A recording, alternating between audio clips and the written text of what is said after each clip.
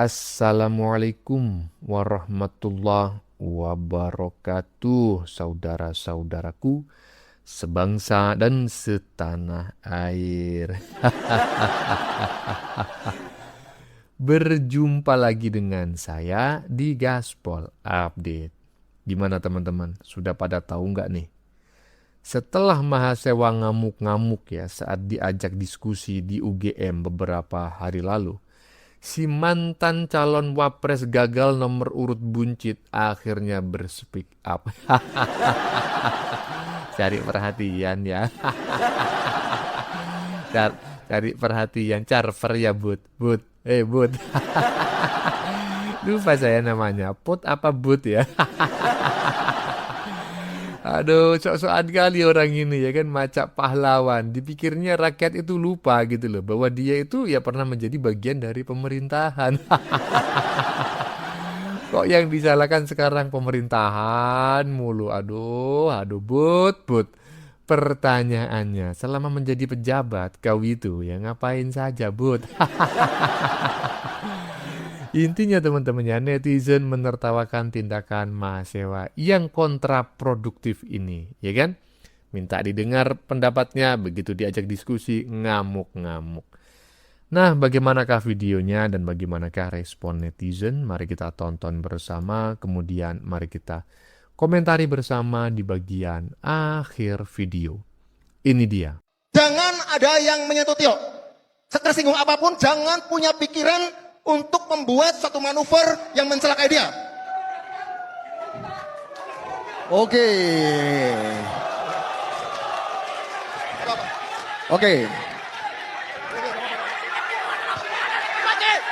Budiman Sujatmiko adalah pengkhianat reformasi. Pengkhianat reformasi. Semua di sini membicarakan Pancasila. Teman-teman, silakan. Ayo, kita diskusi. Ada yang mau dibicarakan? SPPG ini Satuan Penjilat Prabowo Gibran. Orang-orang ini pergi dari sini. Satuan Penjilat Prabowo Gibran. Satuan Penjilat. Anda pro demokrasi apa enggak? Anda pro demokrasi atau tidak? Kalau Anda pro demokrasi, ayo kita dialog. Anda pro demokrasi atau tidak? Hei, Kabinet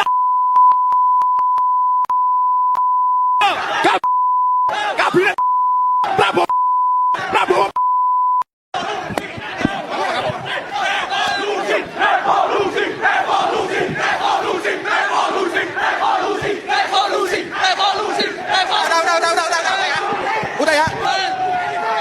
Udah. Tolong ya.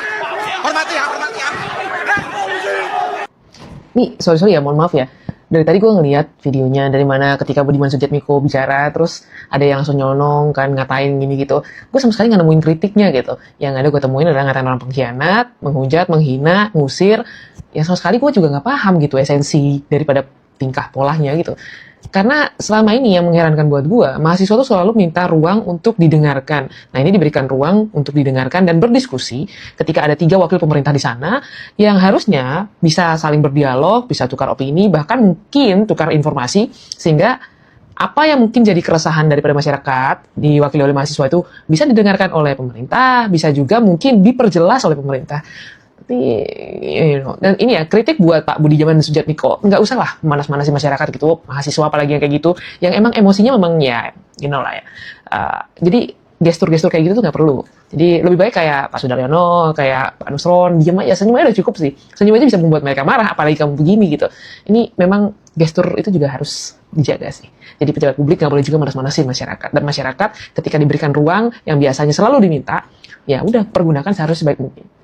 Ya mungkin itu aja sih ya, karena gue sebenarnya agak sedikit heran melihat emosi yang terlalu meledak-ledak, padahal sebenarnya dengan emosi itu juga tidak bisa menyelesaikan apapun.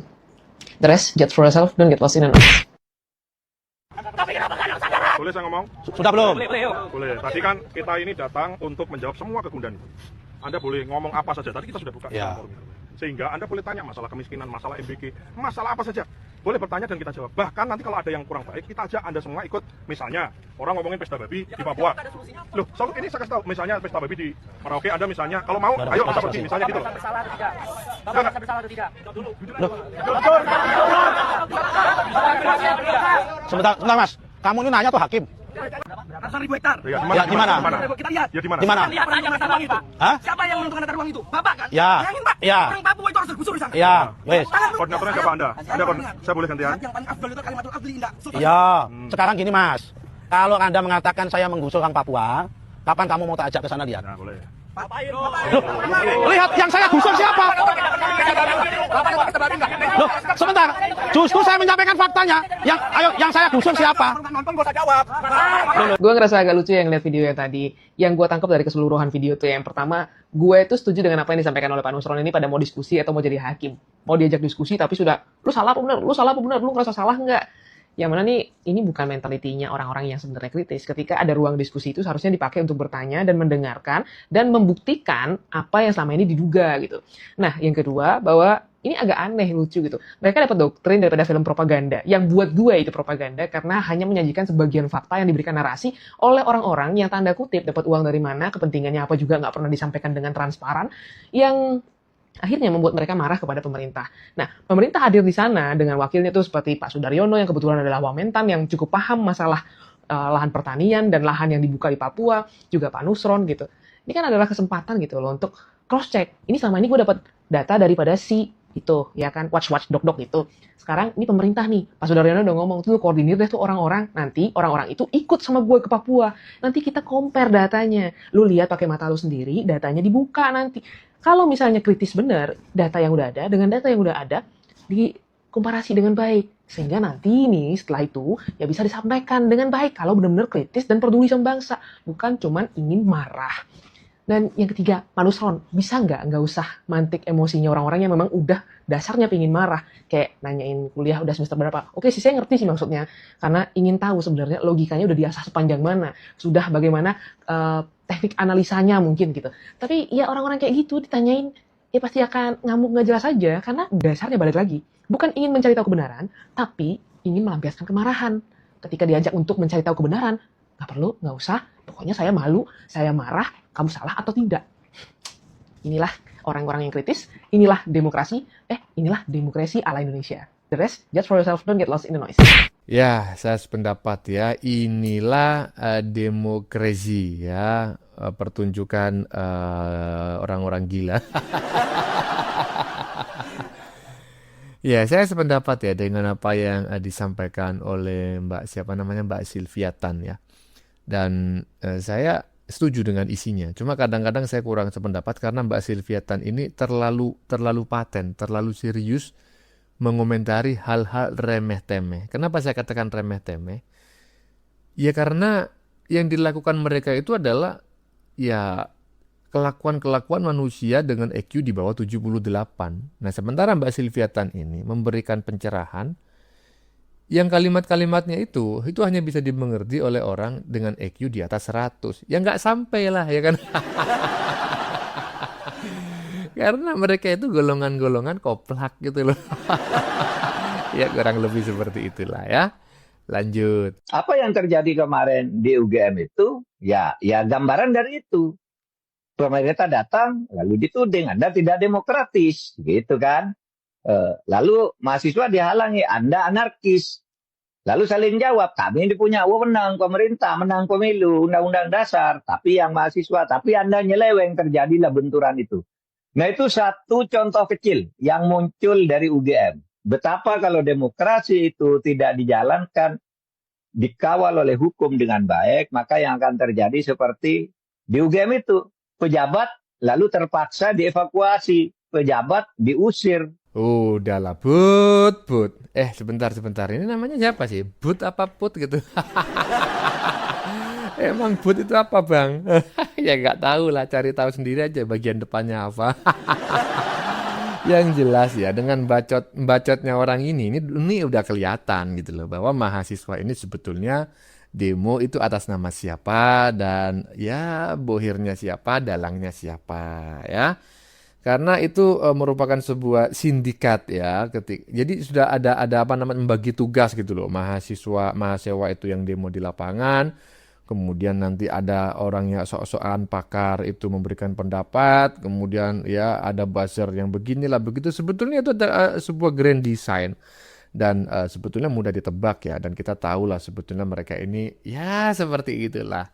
Makanya Bud, jangan banyak bacot kau itu ya. Dulu kau di pemerintahan apa aja kerjaan lu? Lanjut. Acara diskusi soal Pancasila di UGM kemarin kok malah berubah jadi wahana emosi. Katanya memperjuangkan demokrasi, tapi kok malah jadi begini teman-teman. Ini jelas-jelas sikap anti demokrasi. Kelakuan di acara Kopdar kemarin nunjukin sikap anti intelektualisme. Mahasiswa yang harusnya jadi kaum terpelajar malah anti dialog, anti diskusi, dan gak siap beda pendapat dengan apa yang mereka hadapi. Nah, kalau kita telusuri lebih dalam teman-teman, ini sebenarnya bukan kejadian spontan. Ini kelihatan kayak ada sebuah masalah sistemik dan kegagalan struktural di dalam kampus itu sendiri. Kerusakan pola pikir kayak gini kan udah dicontohin duluan sama Tio, dan anehnya seolah ada pembiaran dari pihak kampus. Harusnya Pak Rektor sama dosen-dosen UGM berani ngambil tanggung jawab atas kerusakan moral yang lagi kejadian di rumahnya sendiri. Coba kita pikir lebih matang lagi. Kalau cara nyampein aspirasinya terus-terusan kasar dan barbar kayak gini, kita patut nanya dong, sebenarnya arah gerakan mahasiswa ini mau dibawa kemana? Dan buat kepentingan siapa? Kelihatan banget sekarang ada pergeseran tujuan. Gerakan yang dulu ngeritik nyari solusi, sekarang malah sengaja bikin masalah cuma buat mancing kekacauan. Apa yang mereka lakuin kemarin itu benar-benar bukti ketumpulan nalar teman-teman. Mereka nggak mampu berdiskusi secara sehat, padahal kelakuan barbar itu kan justru bertolak belakang sama nilai demokrasi yang selama ini kita junjung. Mereka teriak-teriak dan jelas mencoreng status mahasiswa yang harusnya beradab dan intelektual. Pada akhirnya, intelektualisasi sejati itu bukan soal seberapa keras kita bisa melawan, tapi seberapa tenang kita bisa mengendalikan emosi dan argumen tanpa perlu merendahkan orang lain. Ya, kalau mahasiswa ya memang tidak perlu mengendalikan emosi karena memang dia dicetak untuk aksi-aksi yang ya memancing emosi. Kalau perlu berujung dengan tindak kekerasan atau anarkistis. Ya tahu iya. Itu mahasiswa bang, bukan mahasiswa. Kan sudah saya katakan, mahasiswa ya. Ya walaupun menurut saya ini sangat kontradiktif sekali gitu ya. Mencaci maki pemerintah ya, terkait apa namanya kerusakan lahan di Papua. Begitu diajak ke Papua menolak. Nggak tahu lanjut. Diajak diskusi malah emosi, diajak ke Papua lihat fakta menolak. Katanya cukup dari film Pesta Babi, saya sudah tahu yang sebenarnya. Apa iya? Adik-adik mahasiswa kritis boleh, tapi harus cerdas, harus rasional kalau kata saya ya. Jadi jangan sampai tantrum. Emang kalau namanya demo itu buat apa tujuannya? Kan menyampaikan aspirasi, kalau bisa bertemu dengan pejabat yang dituju dan berdiskusi. Betul nggak? Bukannya tantrum, ngamuk-ngamuk, membubarkan acara, kok malah jadi kayak gitu acaranya. Gak sehat. Terus film Pesta Babi 100% jadikan acuan. Udah gak cuci otak namanya. Lah iya toh, menuduh ya kan. Kemudian yang dituduh ingin menunjukkan bukti ya. Bukan ingin apa namanya itu menjelaskan dengan lisan, tapi ingin menunjukkan bukti. Udahlah, ayo ikut aku aja. Daripada lu nuduh-nuduh gua, nggak usah saya bantah. Oke, ayo kita ke Papua. Tak ajak, tak gratisin, kelihatan sendiri. Nggak mau. Ya jelas lah orang ini cuma bacot aja, bisanya nuduh ya kan. Kalau diajak ke Papua tahu dong dia salah. Lanjut. Katanya mahasiswa, tapi otaknya mana? Ya teman-teman, marwah Universitas Gadjah Mada saat ini tercoreng oleh tindakan teman-teman mahasiswa. Ya mungkin itu hanya sekedar oknum yang tidak memiliki ide, gagasan, esensi dalam berdebat. Kenapa saya katakan begitu ya? Ketika di sana pemerintah hadir untuk menjawab segala kegundahan, kegelisahan, dan amarah mahasiswa, pemerintah dengan gagah berani datang, bebas mempertanyakan apapun segala hal yang berkaitan dengan kebijakan pemerintah. Dan ketika perwakilan pemerintah yang diwakili oleh Abang Anda Sudaryono, kemudian Abang Anda Budiman, kemudian Abang Anda Nusron, itu datang dengan gagah berani tanpa membawa embel-embel apapun selain kebijakan kinerja yang telah dilakukan oleh pemerintahan Bapak Prabowo Subianto. Namun, kita lihat teman-teman mahasiswa mempertanyakan beberapa hal. Ada yang berkaitan dengan MBG, berkaitan dengan food estate, dan beberapa kebijakan lainnya. Namun, teman-teman, mahasiswa Universitas Gadjah Mada yang hadir di situ dan mempertanyakan itu menurut saya kurang referensi, kurang literasi, dan kurang akal untuk membuat sebuah pertanyaan. Karena apa? Mereka telah dipenuhi oleh hasrat kebencian terhadap pemerintah. Karena ketika pemerintah hadir ke universitas itu, membebaskan, mempertanyakan apapun itu merupakan sebuah hal yang membanggakan bagi teman-teman mahasiswa. Ketika Anda kecewa, maka hajar dengan ide-ide, hajar dengan pola pikir Anda, hajar dengan narasi-narasi intelektual Anda. Itu baru namanya mahasiswa yang luar biasa. Namun ketika pemerintah mempertanyakan apa yang ingin ditanyakan, datang seorang tokoh atau seorang anak muda yang mempertanyakan tentang food estate, yang mana pemerintah membuka ratusan ribu hektar katanya. Dan pemerintah menjawab, yowes, kalau kalian mempertanyakan itu, ada masyarakat yang digusur, hutan digunduli, dan lahan apa yang kita pakai untuk food estate, maka mari kita sama-sama ke sana. Kita lihat data yang sebenarnya.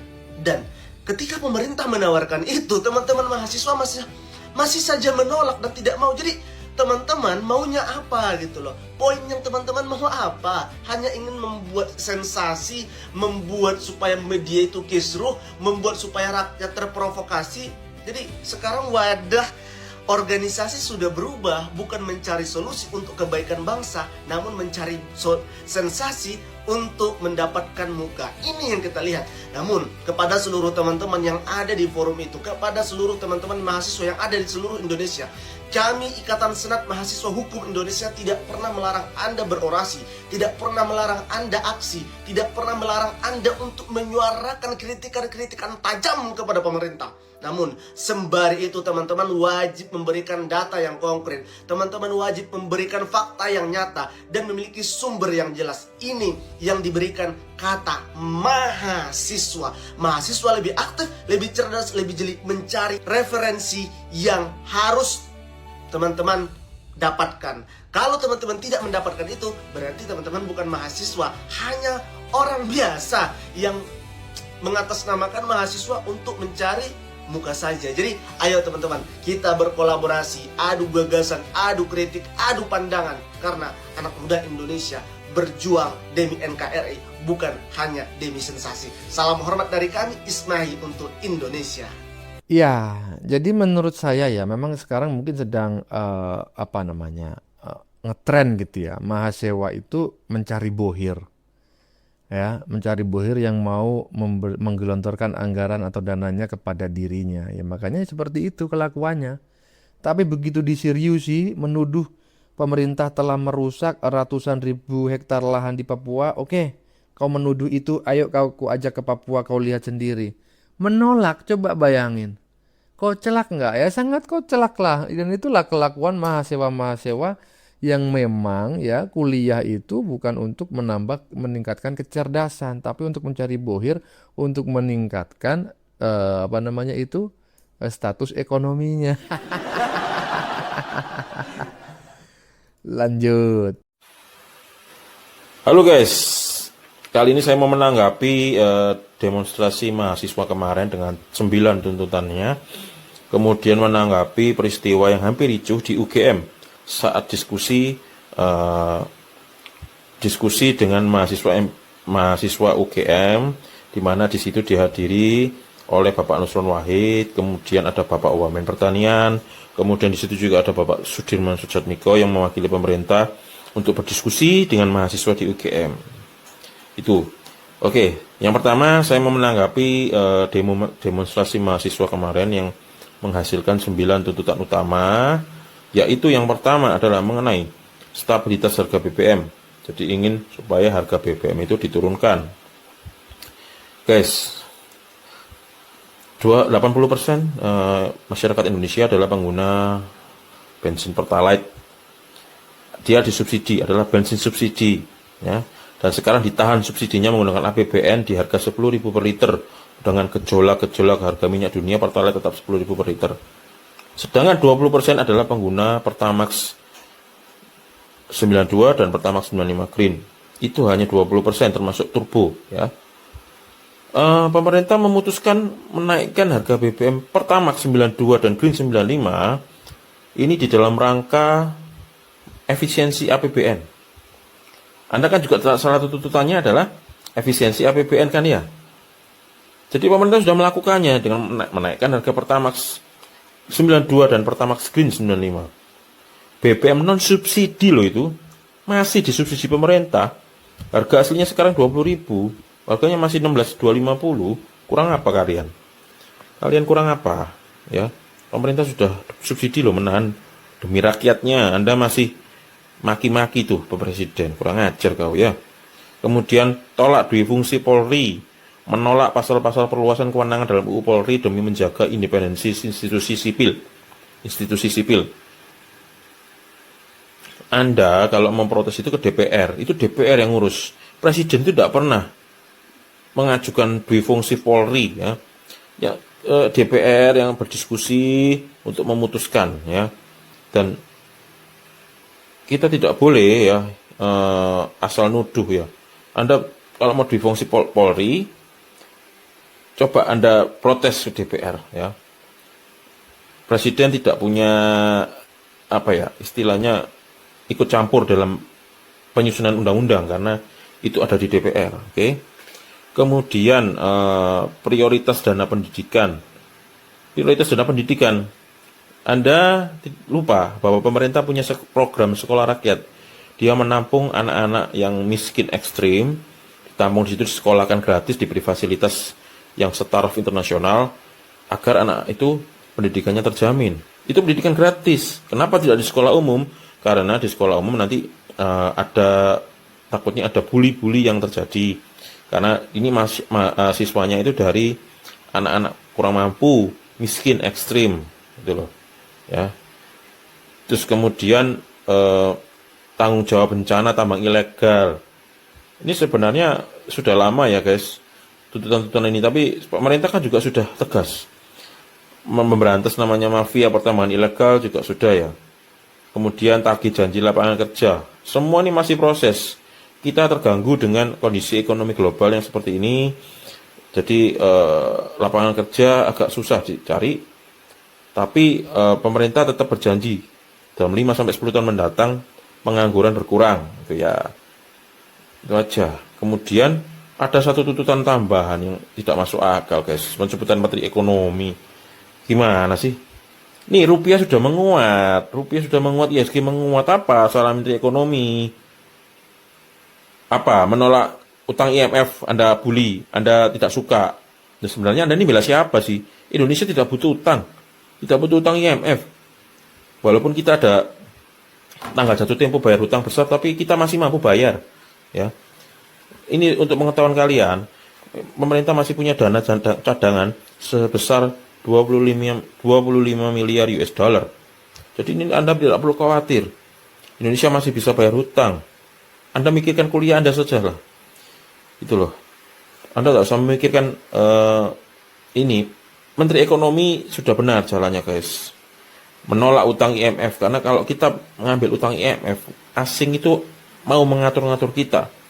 Itu loh. Kita tidak bisa seenak-enaknya buat kebijakan. Karena kita hutang sama IMF. Ingat, tahun 98 itulah awal kehancuran kita karena kita mau utang sama IMF. Karena kita bisa diatur, porak-porandakan oleh asing. Itu ya. Kemudian Anda mau minta MBG dihentikan, tapi Anda lupa. Anda ini ya apa? Dalam fasilitas hidup Anda itu mewah, gitu loh. Kenapa Anda ingin supaya mewah Anda itu dihargai, gitu loh. Tapi Anda tidak menghargai orang yang butuh makan tuh di sana. Anak-anak di daerah 3T tertinggal, terdepan, terluar, mereka lebih butuh MBG. Anak-anak SD, anak-anak TK itu mereka butuh nutrisi dari awal, itu butuh MBG. Gitu loh. Paham nggak sih? Anda apa cuma teriak-teriak aja tapi nggak paham isinya kosong. Gitu loh. Anda cuma mempertahankan, oh saya supaya bisa beli ini loh, handphone mahal merek dari Amerika itu. Oh saya supaya bisa beli tiket konser mahal-mahal, jadi BBM murah, BBM pertama subsidi lah. Ah mental miskin kok. Kok bisa beli handphone mahal-mahal impor dari Amerika, lu bisa beli tiket konser BTS 35 juta Anda beli. Ya. BBM pertama cuma naik 4.000 aja ributnya kayak dunia mau runtuh. Ya.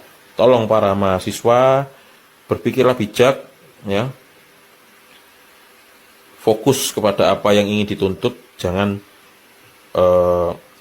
kita hanya keras teriaknya tapi isinya kosong.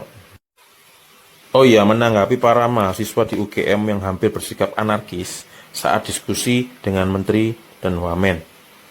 Ya, mereka hanya berdasarkan film pesta babi, mereka seolah-olah menghakimi pemerintah bahwa kita mengeksploitasi lahan di sana, menggusur warga Papua, membuat warga Papua menderita. Sebentar, Anda pernah ke Papua sih? Atau cuma Anda lihat dari film babi Anda memahami itu? Pemerintah sudah melakukan perbaikan, ya. Di sana pemerintah membuka lahan-lahan sawah demi menuju swasembada pangan. Di sana buka-buka lahan sawah, orang-orang Papua diedukasi untuk bagaimana mengelola sawah, menghasilkan padi yang berkualitas, ya. Hasil tanam yang baik bagaimana. Itu sudah diedukasi, dan lahan sawah itu, lahan padi itu tidak menggusur rumah warga. Tidak ada warga Papua yang merasa tergusur. Anda, mahasiswa yang ngomong begitu, Anda diajak ke sana. Anda difasilitasi tiket pesawat, hotel, semua difasilitasi pemerintah. Ayo diajak ke sana, lihat. Tapi Anda tidak mau. Anda menolak. Berarti Anda membela siapa? Hah? Anda itu teriaknya aja yang keras. Teriaknya aja keras, tapi ininya kosong. Ininya kosong. Itu loh. Parah. Anda diajak ke sana, difasilitasi loh. Anda tidak mau. Anda hanya percaya film si babi itu, pesta babi itu Anda percaya. Film yang dibuat oleh orang-orang yang anti pemerintah, yang selalu mengkritisi pemerintah. Kritik boleh, tapi bukan begitu caranya. Kritik harus ada solusi. Kayak Anda hanya menuruti Pak Ferry Amran. Ferry Amran aja belum pernah, bukan Pak Amran. Ferry yang Anda percaya, yang selalu keluar-keluar di media itu aja diajak ke sana tidak mau, cuma keluar-keluar. Wah, ini merusak lingkungan, bla bla bla bla bla. Swasembada pangan tidak ada. Pemerintah ini lagi proses, ya. Pak, pemerintah ini lagi proses untuk menuju swasembada pangan. Jadi dia wajar dong buka lahan sawah, dan lahan sawah itu tidak menggusur warga Papua. Semua masih aman-aman saja. Oke, tolong, ya. Salam waras, salam logika berpikir. Loh, swasembada pangan itu ada. Cuma definisi swasembada pangan yang dipahami oleh para mahasiswa itu nggak sama dengan swasembada pangan yang didefinisikan oleh Kementerian Pertanian. Nah, ini salah satu definisi nih yang pernah disampaikan oleh sang menteri. Jika sebuah lahan 1 hektar misalnya selama ini menghasilkan misalnya itu 9 ton gitu ya, atau 20 ton lah begitu setiap kali panen. Nah, ya toh? Nah, jika bisa dinaikkan penghasilannya itu masuk kategori swasembada pangan. Selain itu, wilayah-wilayah yang 1 tahun misalnya hanya sekali tanam, ya kan, bisa menjadi 2 kali tanam, itu juga masuk kategori swasembada pangan, karena hasil yang pangan yang dihasilkan, panen yang dihasilkan kan menjadi 2 kali, ya kan. Lebih syukur lagi kalau 1 tahun bisa 3 kali panen atau 4 kali panen gitu loh. Jadi jangan terlalu sempit mengartikan swasembada pangan. Bagaimana menurut kalian? Keputusan ada di tangan Anda. Silakan tulis pendapat Anda di kolom komentar. Baik Anda yang setuju maupun yang tidak setuju dengan isi konten ini. Sebelumnya saya memohon maaf yang sebesar-besarnya ya. Jika dalam penyajian konten ini ada kata-kata yang menyinggung, kurang tepat penggunaannya, atau ada data yang dianggap keliru atau salah, Saya memohon maaf yang sebesar-besarnya. Kita jumpa lagi di lain video. Salam NKRI.